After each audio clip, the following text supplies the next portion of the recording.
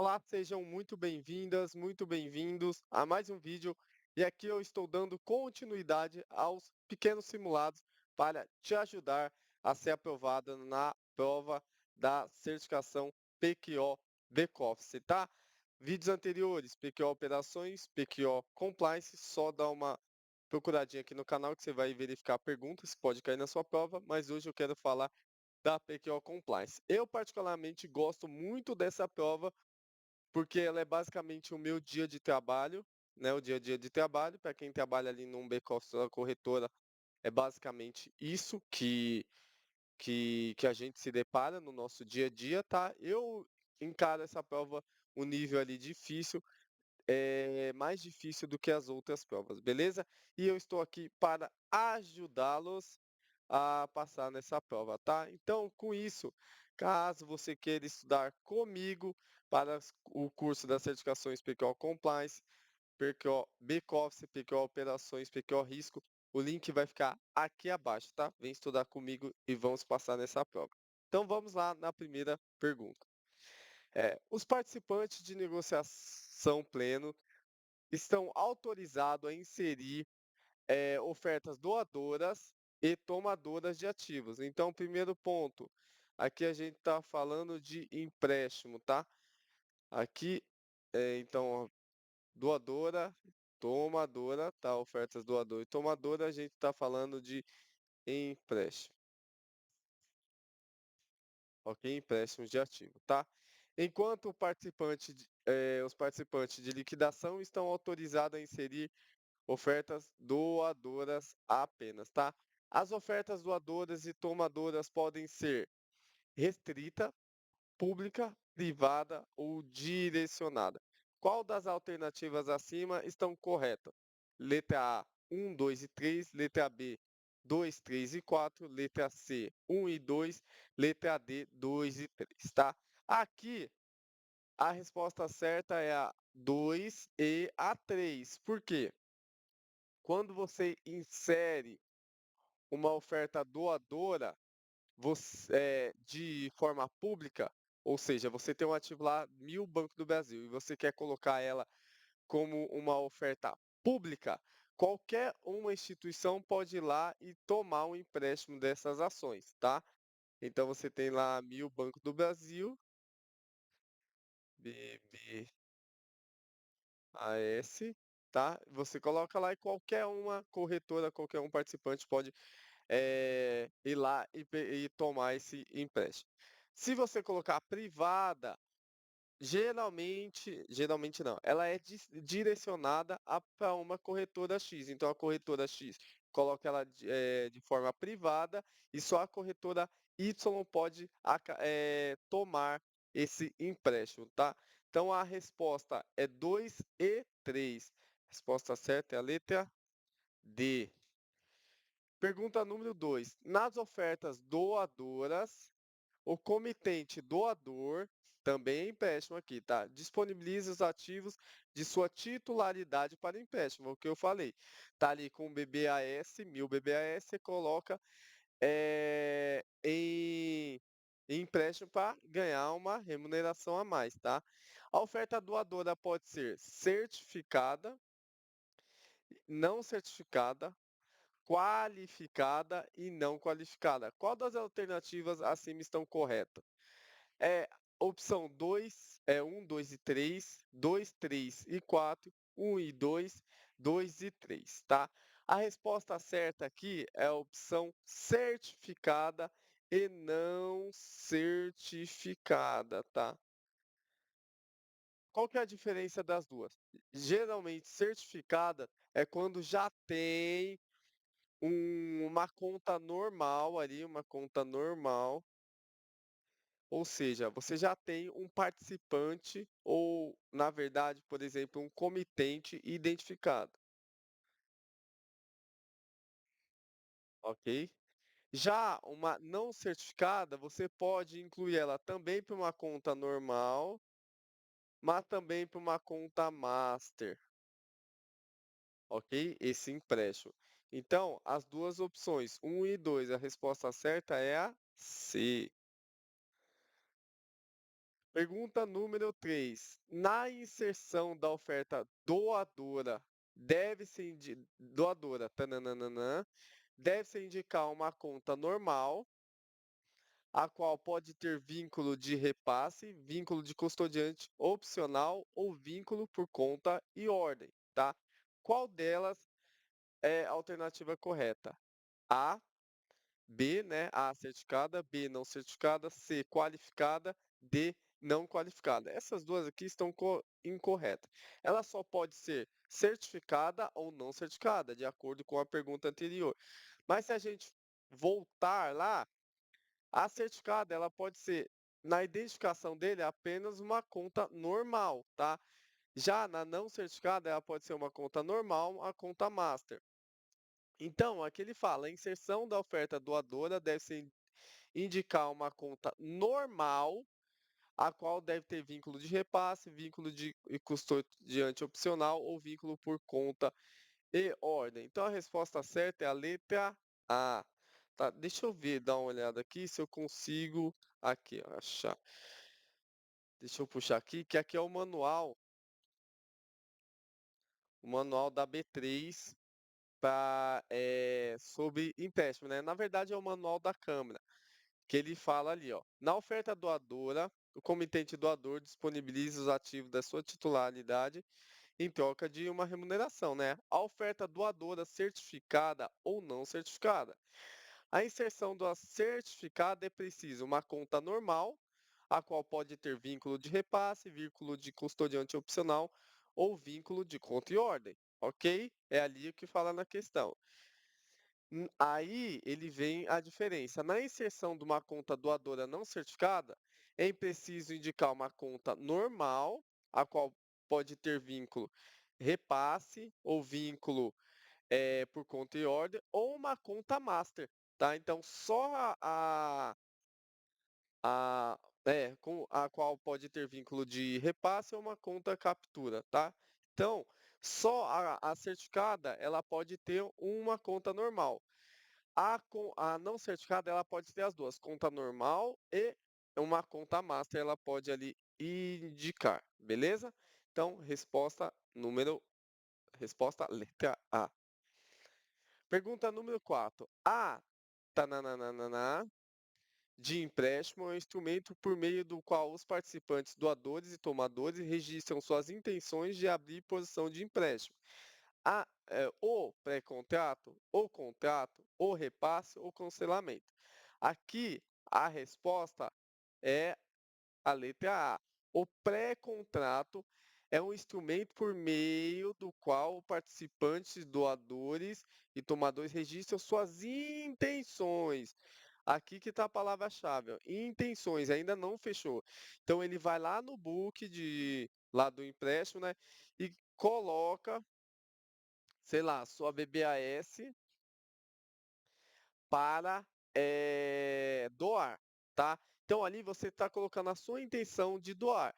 Ele só vai virar um contrato depois que a outra parte pegar ou tomar esse empréstimo, tá? Então, nessa primeira fase, como ele está falando de intenção, a resposta certa é a letra A, beleza?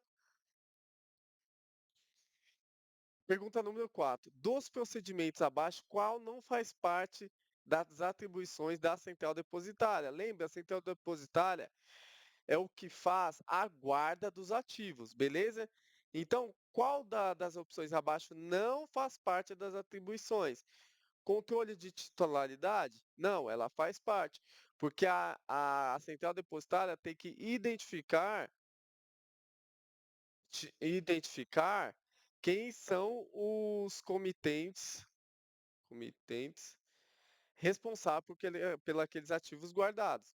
Registro, controle e conciliação de saldo? Também é atribuição. Tratamento de eventos? Também é uma atribuição. Liquidação, compensação das operações? Não.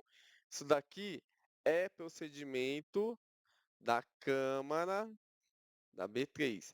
Sempre quando a gente fala de liquidação e compensação, a gente está falando da Câmara da B3. Fechado? Voltando aqui, então a resposta é a D. Pergunta número 5. Se acostume um pouco, porque a prova da PQ Bake-Off é isso, tem as questões grandes, assim, para você ler e você tem que pegar cada detalhe, tá? Voltamos aqui a falar da central depositária. A central depositária da B3 adota mecanismos que visam assegurar a existência e a integridade dos ativos nela depositados, tá? Então ela tem que assegurar que aquele ativo que está depositado não é fruto de uma fraude, né? Efetuando sua guarda e controle escritural, bem como sua devida conciliação, nos termos da B3 e da legislação em vigor. Dentre as suas principais atividades, destacam-se a guarda centralizada dos valores mobiliários e ativos, objetos de negociação e registro no ambiente de negociação. Sim, faz parte das atribuições. Controle de titularidade dos ativos em estrutura de contas de depósito em nome dos investidores? Sim, toda todo ativo ele fica vinculado a uma conta lá na central depositária, tá? Ou pode ser uma conta diretamente dele ou as contas paralelas, por exemplo, conta de garantia, conta para cobrir empréstimo, entre outras, tá? Mas sempre é para controle da titularidade dos ativos. Processamento das movimentações de custódia também faz parte. Fazer transferência, mudança de carteira, por exemplo, tá? Tratamento de eventos corporativos que acompanham o ciclo de vida do ativo? Sim. Então, todas estão corretas. Qual é a nossa resposta correta? É a letra D de dado. Tá? Então, todas essas aqui faz parte das atribuições das atividades da central depositária. Pergunta número 7. São elegíveis ao depósito na central depositária? Isso daqui é uma pegadinha, tá? Então, quais são os ativos elegíveis para ser guardado lá na central depositária, para ser depositados, né? Ativos admitidos à negociação emitido por emissores listados, por exemplo, ações, tá? Dispensados de listagem, nos termos regulamento para listagem de emissores e admissão de negociação de valores imobiliários? Sim, os ativos, desde que admitido pela B3 a ser guardado na central depositária, ele é passível de depósito, tudo bem? Ativos não admitidos à negociação emitido por emissor cadastrado nos termos de manual de acesso da B3 também pode ser passíveis, tá? Bem, porque ó, ativos não admitidos à negociação, emitido por emissores cadastrados. Aqui, mesmo que ele seja negociado, desde que ele tenha sido emitido por emissor cadastrado e esteja de acordo com o manual da B3, também pode ser passivo de depósito. Ouro e ativo financeiro também. Derivativos? Não. O que acontece? Você pode me perguntar, mas por que derivativos não é passível de depósito? Porque derivativos, eles são contratos.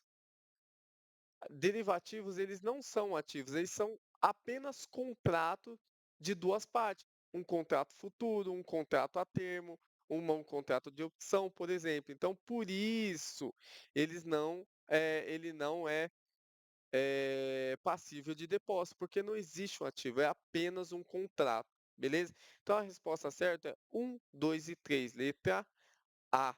Fechado? Número 8. É o, par- é o participante detentor de autorização para acesso para custódia perante a central depositária. De novo, é o participante detentor de autorização de acesso para custódia perante a central depositária. Quem é esse participante? A infraestrutura de mercado? Não. Nós estamos falando de custódia. O emissor? Também não. Escriturador? Também não. Aqui, agente de custódia, ele que é autorizado lá pela B3 a fazer a guarda dos ativos, tá? Então, e tem acesso à central depositária, letra D. Aqui a infraestrutura de mercado é como se eu criasse uma nova bolsa e utilizasse, por exemplo, eu crio aqui um novo ambiente de negociação concorrente a B3, tá? O emissor é como se fosse uma empresa emitindo um título, tá? Ela só é o emissor. O escriturador é quem faz o registro desses títulos lá, no sistema dele. Todos os emissores, as empresas emissoras de títulos devem ter um escriturador para controle, de informações, beleza? Então, resposta no letra D. Pergunta número 9. O peso nominal e do número de lingotes que apresente pesos de tananana e gramas tananana, com teor de pureza de 999 ou 999,9 partes do ouro fino por mil, partes de liga metálica. 300 gramas, 900, 100 gramas, 1000 gramas, 250, 1000 gramas, 250 e 500. O que a pergunta quer saber aqui? Qual é o peso dos lingotes de ouros? Que são lingotes? Aquelas barras de ouros, tá? Que são admitidos lá pela B3, que tem disponível para negociação. A resposta é a C, tá? Então, o peso nominal e do número de lingotes que apresente um peso de 250 e 1000 gramas, e ele deve ter um teor de 999 ou 999 partes do ouro fino por mil. O que quer dizer isso? Ele tem que ter a pureza de entre 999 ou 999,99 para fazer parte ou para ser guardado pela B3. Beleza? A resposta é a C. Pergunta número 10. Em relação aos procedimentos de compensação e apuração do saldo líquido multilateral em moeda, a Câmara apresenta os elementos que compõem o saldo líquido multilateral nos seguintes níveis. Qual das alternativas abaixo está incorreta? Incorreta, tá? Então aqui a gente está falando da Câmara, tá? Compensação e apuração do saldo líquido multilateral, em moeda nacional, ó, em moeda nacional. A Câmara apresenta os elementos que compõem o saldo líquido multilateral nos seguintes níveis. Saldo líquido multilateral do comitente? Sim. Toda vez que você tem uma compra ou uma venda, elas se compensam, tá? Então, se você fez uma compra, 1000 compras, 1000 ativos aqui, deu R$ 1.000, e fez uma venda de 500, você vai ter que pagar 500 ainda, porque a Câmara, ela compensa, tá? Então aqui, ok, a resposta está correta. Aqui a gente quer incorreta, beleza? Saldo líquido multilateral do participante de negociação pleno e do participante de negociação também está correta. Faz parte do saldo líquido multilateral lá da Câmara, que ela faz a apuração. Saldo líquido multilateral do membro de compensação também está correta. Lembra que é uma cadeia, né? Vem o membro de compensação, vem o PNP, o PL, né? Vem o PN e o comitente. Aqui, o que não está incluso nisso é o saldo multilateral de agente de custódia. A gente está falando de liquidação. Agente de custódia só cuida da guarda dos ativos, tá? Não tem financeiro, é só ativos. Então, a resposta correta é a letra D, beleza? Então, pergunta número 11.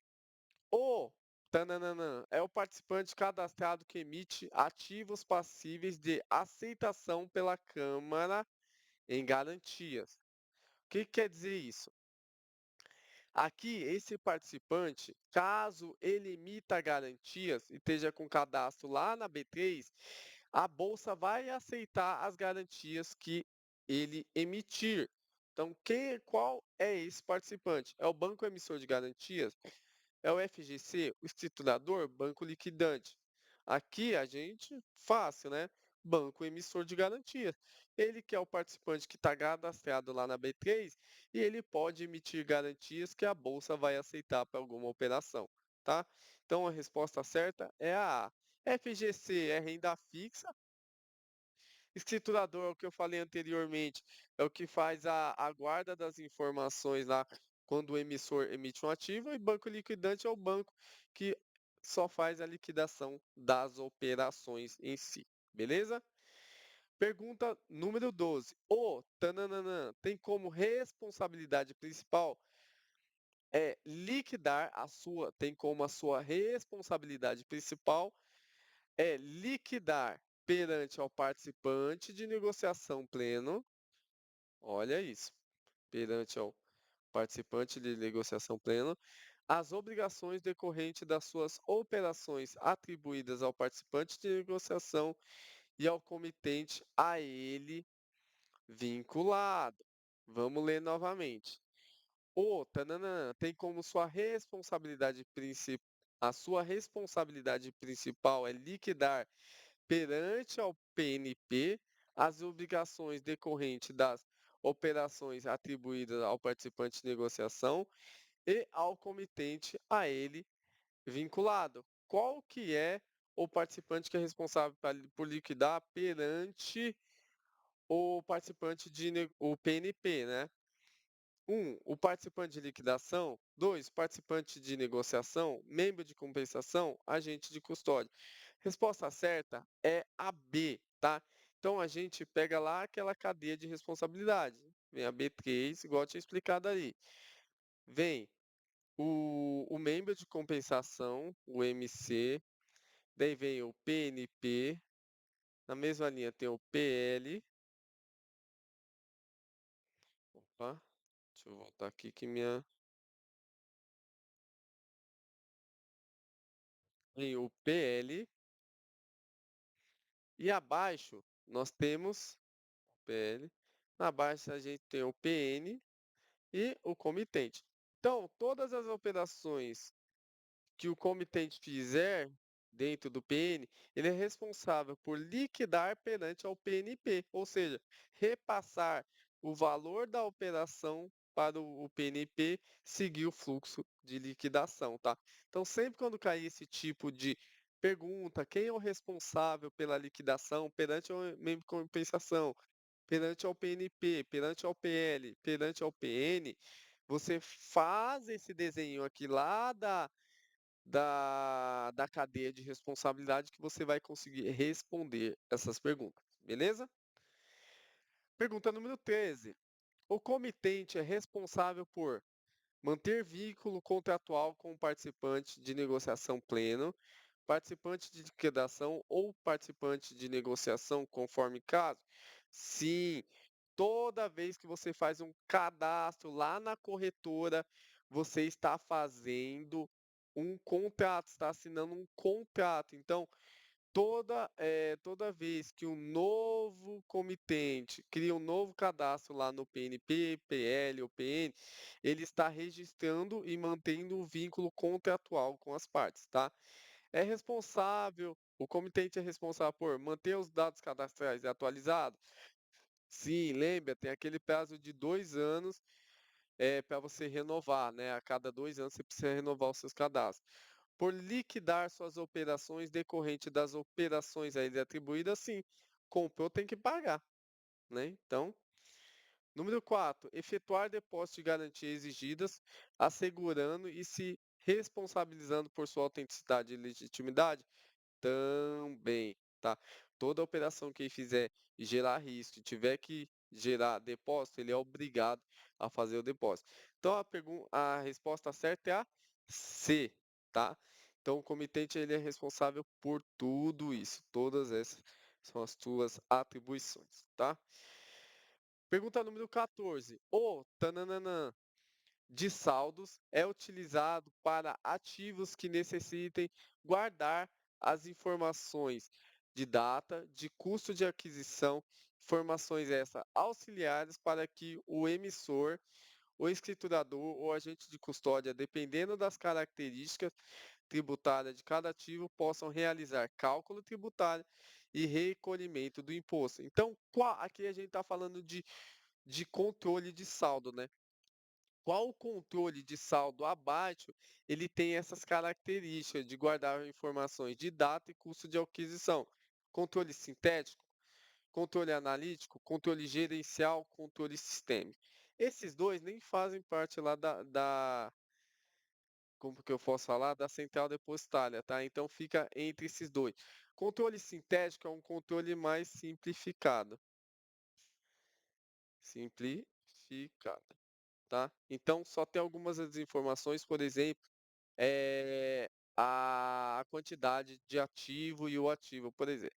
Já um controle mais analítico, ele tem a data que foi adquirido, o valor, a quantidade e o ativo, tá? Então a resposta aqui é A, B. O controle analítico, lá na B3, ele vai trazer as informações de data e custo de aquisição, tá? Para que auxilie, né, os emissores, escriturador, agente de custódia com relação a cálculos tributários e recolhimento de imposto de renda. Beleza? Última pergunta, tá? Não tão difícil. O ativo com direito a receber o evento corporativo é dominado a um ativo? Tananana. E o ativo, após passar o período de recebimento do evento corporativo, é dominado ativo? Lembra aquela questão, se você já estudou para alguma certificação, aquela um ativo com e um ativo ex dividendos, por exemplo, com dividendo, ex dividendos. Então, a empresa define que vai pagar dividendos, tá? Até dia 15 desse mês, quem comprar vai ter o direito a receber esses dividendos lá na data X que ela determinar. A partir do dia 15, ele se torna ex-dividendo. O que quer dizer isso? Quem comprou a partir do dia 15 não vai ter direito a receber esse dividendo.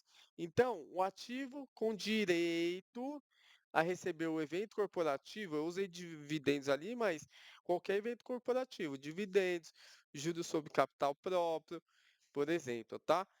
Se ocorrer um split, ocorrer um outro evento corporativo qualquer, tá? Então, o ativo com direito a receber é denominado ativo com, tá? E o ativo após passar o período de recebimento do evento corporativo é o ex-dividendos, ou ex-evento corporativo. Então, a resposta é a letra A, tá? Então, galerinha, fico por aqui. Lembre, quer estudar comigo? Link aqui nos comentários. Espero que tenha te ajudado, porque não, apesar de ser um simulado com apenas 15 questões, é um pouco difícil para quem não está habituado, tá? Quer estudar comigo? Link aqui nos comentários. Até o próximo vídeo.